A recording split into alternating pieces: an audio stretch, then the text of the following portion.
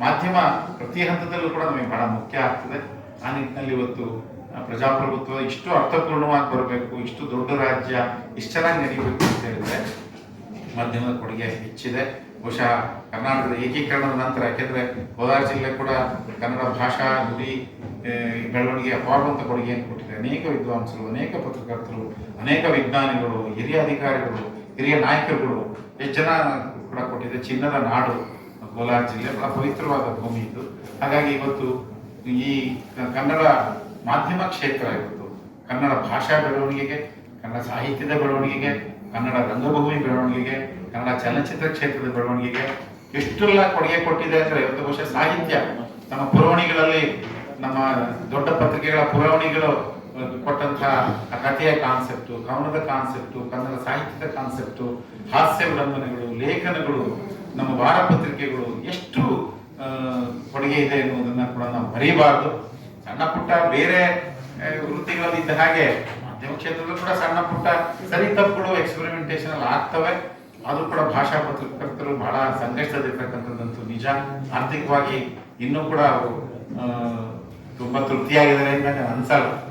ಸಣ್ಣ ಮತ್ತು ಮಧ್ಯಮ ಪತ್ರಿಕೆಗಳು ಬಹಳಷ್ಟು ಪತ್ರಕರ್ತರು ಬಹಳ ತೊಂದರೆಯಲ್ಲಿದ್ದಾರೆ. ಅವರ ರಕ್ಷಣೆಗೆ ನಾವು ಧಾವಿಸಬೇಕಾದಂತ ಅಗತ್ಯ ಇದೆ ಅಂತ ನಾನು ಭಾವಿಸ್ತೇನೆ. ಯಾಕೆಂದ್ರೆ ಅವರೆಲ್ಲ ಮಾಡ್ತಾ ಇರ್ತಕ್ಕಂಥದ್ದು ಕನ್ನಡ ಭಾಷಾ ಸೇವೆ. ನಾನು ಮೇಷ್ಟ್ರು, ಸೈ ಮಾತ್ರ ಹೇಳ್ಬಿಡ್ರಿ, ಮೇಷ್ಟ್ರು ಪಾಠ ಮಾಡ್ಬಿಟ್ರು ಅಂತ ಬೇಡ. ಹಾಗಾಗಿ ಈ ಬಹುಶಃ ಯಾವ್ದೋ ಕೆಲವು ಪಾಯಿಂಟ್ಸ್ ಬಿಟ್ಟಿರ್ಬೋದು, ನನಗೆ ಗೊತ್ತಿಲ್ಲ ನನಗೆ. ಸೊ ನನ್ನ ಒಂದು ಏನಪ್ಪ, ನನಗೆ ನೋವು ಇರೋದು ಏನಪ್ಪಾ ಅಂದ್ರೆ, ಮಾಧ್ಯಮಗಳು ಒಳ್ಳೇದು ಮಾಡ್ತಾರೆ. ಇವತ್ತು ಈ ರಾಷ್ಟ್ರದಲ್ಲಿ ಅಭಿವೃದ್ಧಿ ಪತ್ರಿಕೋದ್ಯಮ ಆರಂಭ ಆಗಿ ಡೆವಲಪ್ಮೆಂಟ್ ಕಾನ್ಸೆಪ್ಟ್ ನ ಜನತೆಗೆ ತೆಗೆದುಕೊಂಡು ಹೋಗಿರ್ತಕ್ಕಂಥದ್ದು ಮಾಧ್ಯಮ. ಪಲ್ಸ್ ಪೋಲಿಯೋ ನಿಮಗೆ ಸಕ್ಸಸ್ ಆಗಿದ್ರೆ ಮಾಧ್ಯಮದ ಕೊಡುಗೆ, ಲೆಪ್ರಸಿ ಎರಾಡಿಕೇಶನ್ ಆಗಿದ್ರೆ ಮಾಧ್ಯಮದ ಕೊಡುಗೆ. ಹಳ್ಳಿಗಳು ಇವತ್ತು ಕೂಡ ನೋಡಿ, ನೀವು ಟೆಲಿವಿಷನ್ ನಲ್ಲಿ ಏನೋ ಒಂದು ಸಮಸ್ಯೆ ಆಯ್ತದೆ, ಇಮಿಡಿಯೇಟ್ ಆಗಿ ಸರ್ಕಾರದ ಗಮನಕ್ಕೆ ತರ್ತಕ್ಕಂಥದ್ದು ಮಾಧ್ಯಮ ಮಾಡ್ತದೆ. ಹಾಗಾಗಿ ಮಾಧ್ಯಮದ ಕೊಡುಗೆಯನ್ನು ಕೂಡ ನಾವು ನೆನೆಸ್ಬೇಕಾಗ್ತದೆ. ಮಾಧ್ಯಮದವರು ಸಂಕಷ್ಟದಲ್ಲಿರೋದನ್ನು ನಾವು ನೆನೆಸ್ಬೇಕಾಗ್ತದೆ. ಸಮಸ್ಯೆಗಳಾದಾಗ ಏನು ಒಂದೇ ಒಂದು ತಪ್ಪು ಬಂದಾಗ ಹಿಂದೆ ಮುಂದೆ ಬೇರೆ ವೃತ್ತಿಯಲ್ಲಿದ್ದ ಹಾಗೆ ಇಲ್ಲೂ ಒಂದು 50% ಸಣ್ಣ ಪುಟ್ಟ ಸಮಸ್ಯೆಗಳು ಇರಬಹುದು. ಅದನ್ನೇ ನಾವು ಬಹಳ ಜನಸಾಮಾನ್ಯ ನೋಡ್ರಿ ಅಂದ್ಬಿಡ್ತಾರೆ. ಅದೊಂದು ಹಿಂದೆ ದೊಡ್ಡ ಕೊಡುಗೆ ಇದೆ ಅನ್ನುವಂಥ ಮಾತನ್ನು ಹೇಳ್ತಾ, ನನ್ನ ನಂಬಿಕೆ ಏನಪ್ಪಾ ಅಂತ ಹೇಳಿದ್ರೆ, ಎಲ್ಲ ತರಲ ಮಾಧ್ಯಮ ಮಿತ್ರರು ಸೇರಿದ್ದೀರಿ. ನನ್ನ ಬಗ್ಗೆ ಬಹಳ ಪ್ರೀತಿಯಿಂದ ಕರೆದು ನನ್ನನ್ನು ಇಲ್ಲಿ ಬಹಳಷ್ಟು ಪ್ರೀತಿಯಿಂದ ಮಾಡಿ ಗೌರವಿಸಿದ್ದೀರಿ.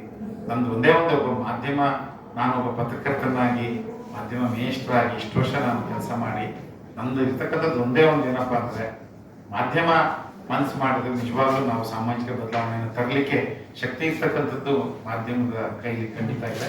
ಮಾಧ್ಯಮ ಮನಸ್ಸು ಮಾಡಿದ್ರಿಂದ ಮಾತ್ರ ಇವತ್ತು ನಾನು ಈ ಹೇರ್ ಕಟ್ ಮಾಡ್ಕೊಂಡಿದ್ರೆ ಅದು ಮಾಧ್ಯಮದ ಕೊಡುಗೆ, ನಾನು ಶರ್ಟ್ ಹಾಕೊಂಡಿದ್ರೆ ಇದು ಮಾಧ್ಯಮದ ಕೊಡುಗೆ.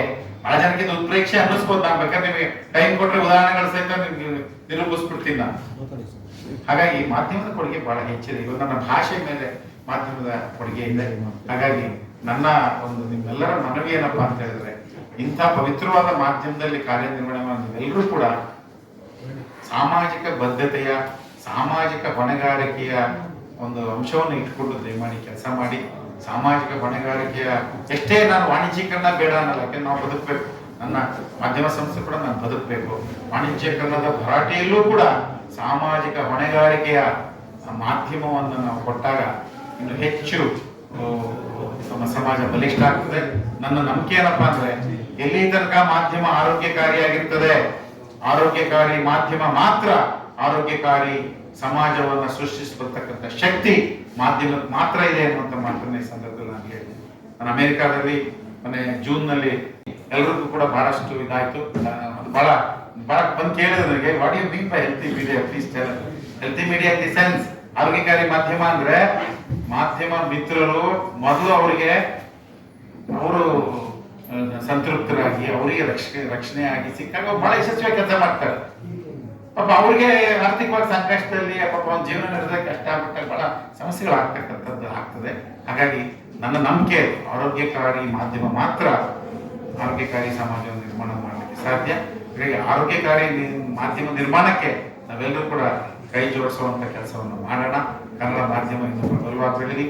ರಾಷ್ಟ್ರೀಯ ಮಟ್ಟದಲ್ಲಿ, ಜಾಗತಿಕ ಮಟ್ಟದಲ್ಲಿ ಇನ್ನು ಹೆಚ್ಚು ಹೆಚ್ಚು ಸಾಮಾಜಿಕ ಬದಲಾವಣೆಯನ್ನ ತರುವ ಮೂಲಕ ಸಮಾಜದ ನಿರ್ಮಾಣ, ಎಲ್ಲರೂ ಕೂಡ ಎಲ್ಲವೂ ಸಿಗ್ತಕ್ಕಂತಹ ಸಾಮಾಜಿಕ ನ್ಯೂನತೆಗಳನ್ನು ಅಳಸಾಕ್ತಕ್ಕಂತಹ ಒಂದು ಸಮಾಜವನ್ನ ನಮ್ಮ ಏನು ಜಗಜ್ಯೋತಿ ಬಸವಣ್ಣ ನೋಡಿದಂತಹ ಬಾಬಾ ಸಾಹೇಬ್ ಅಂಬೇಡ್ಕರ್ ಅವರು ನೋಡಿದಂತಹ ಸಮಾಜದ ಒಂದು ನಿರ್ಮಾಣ ಆದಾಗ ಬಹುಶಃ ನಮ್ಮ ಗಾಂಧೀಜಿಯವರ ರಾಮರಾಜ್ಯದ ಕನಸು ನನಸಾಗ್ತದೆ ಅನ್ನುವಂಥ ಮಾತನ್ನು ಹೇಳ್ತಾ ಈ ಕಾರ್ಯಕ್ರಮದಲ್ಲಿ ಪಾಲ್ಗೊಳ್ಳಕ್ಕೆ ಅವಕಾಶ ಮಾಡಿಕೊಟ್ಟರು ನಿಮ್ಮೆಲ್ಲರೂ ಮನಸ್ಸಿನ